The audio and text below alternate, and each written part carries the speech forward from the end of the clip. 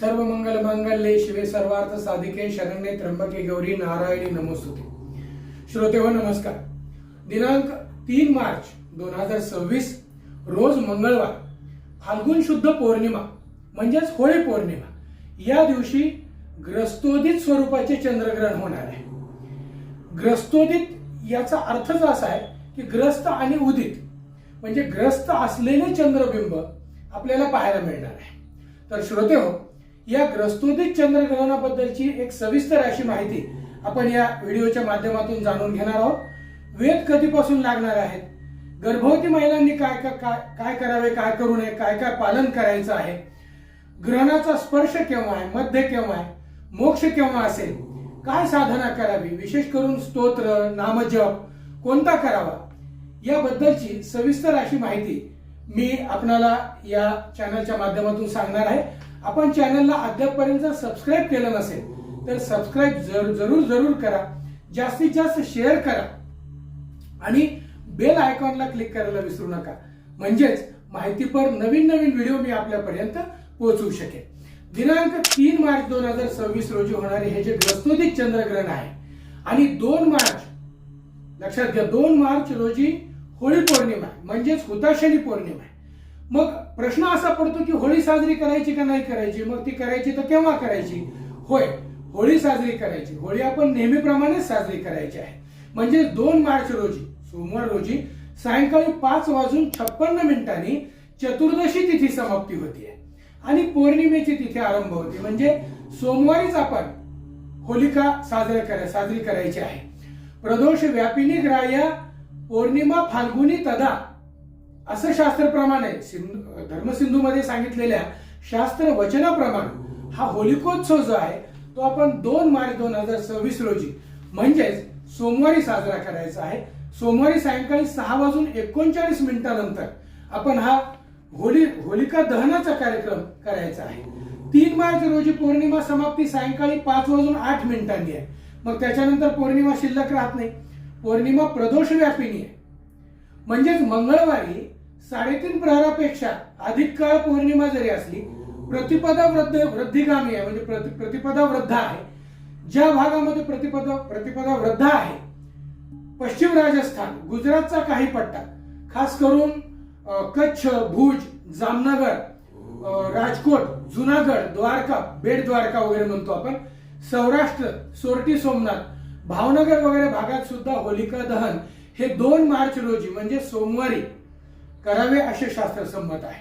श्रोते हो, आता ग्रस्तोदित चंद्रग्रहणाबद्दल आपण थोडीशी माहिती घेऊया। हे ग्रहण कोणत्या ठिकाणी दिसणार आहे, म्हणजे भारतामध्ये आणि भारताच्या बाहेर सुद्धा हे कोणत्या ठिकाणी दृश्यमान होणार आहे याबद्दल आपण थोडासा वेध घेऊ।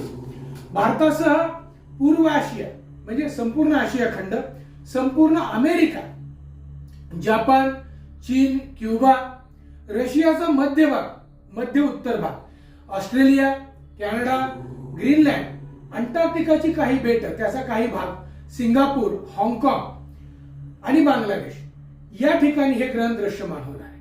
भारतीय प्रमाण वेळ म्हणजे इंडियन स्टँडर्ड टाइम या वेळेनुसार भारतामध्ये 3:20 हे ग्रहण सुरू होणार आहे। म्हणजे ग्रहणाचा स्पर्श जो आहे तो 3:20 असेल दुपारी। सायंकाळी 5:07 मध्य असेल, ग्रहणाचा मध्य असेल आणि सायंकाळी 6:47 मोक्ष होणार। म्हणजे मोक्ष काळ म्हणजे ग्रहण संपणे दुपारी 3:20 ते 6:47 असा हा ग्रहण काळ असेल। मग सूर्योदयापासून मंगळवारचा जो सूर्योदय आहे तेव्हापासून ग्रहण मोक्ष काळापर्यंत सर्वांनी वेध पाळायचे। पण सर्वांनाच हे शक्य नसतं, तब्येतीचे कारण असतात। बऱ्याच जणांना डायबिटीस सारखा, मधुमेहासारखा विकार, आम्लपित्तासारखा विकार, ज्यांना उपवासच सहन होत नाही अशा व्यक्तींनी, गर्भवती महिलांनी, अशक्त, रोगी, बालक यांनी 11:15 पासून म्हणजे 11:15 पासून ते मोक्ष काळापर्यंत म्हणजे ग्रहण सुटेपर्यंत हे वेद पाळायचा आहे। तर वेदामध्ये भोजन निषिद्ध आहे, कोणतेही अन्नपदार्थ खाऊ नयेत, पाणी पिऊ नये। मात्र ग्रहण काळामध्ये फक्त पाणी वर्जित आहे। वेदारंभामध्ये आपल्याला जर तहान लागली, क्षुधा लागली तर पाणी पिऊ शकता। मलमूत्र त्याग करणं, कामविषयी सेवन करणं हे सुद्धा आपल्याला टाळायचं आहे. या ग्रहणाच्या बाबतीत ग्रस्तोदित चंद्रग्रहण असल्याने पर्वकाळ अगदी थोडा आहे, म्हणजे 6 ते 8 मिनिटं एवढाच पर्वकाळ आहे.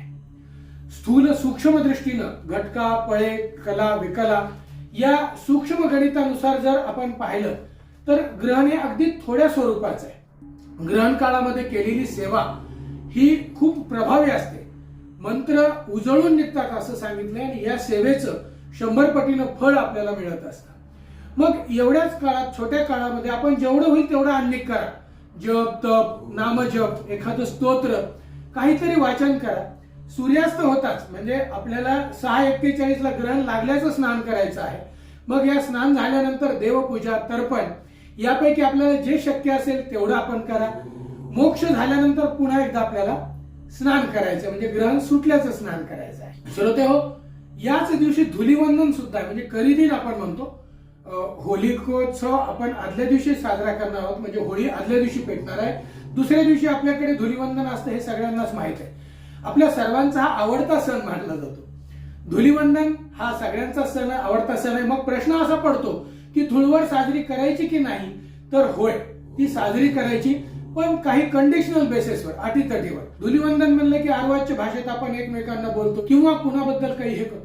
तर त्या 3:20 नंतर ग्रहण कालामध्ये कठोर भाषण वर्जित सांगितलेलं आहे. मात्र हा रंगोत्सव जो आपल्याला साजरा करायचा आहे तो 3:20च्या आतच, 3:20 नंतर नाही. म्हणजे सूर्योदय ते 3:20 आपण धुळवड साजरी करू शकता. आता आपण राशी परत्वे या ग्रहणाची फळं काय आहेत हे थोडंसं समजून घेऊ. प्रथम मिथुन, तुळ, वृश्चिक, मीन या राशींना या ग्रहणाची फळे शुभ सांगितलेली आहेत.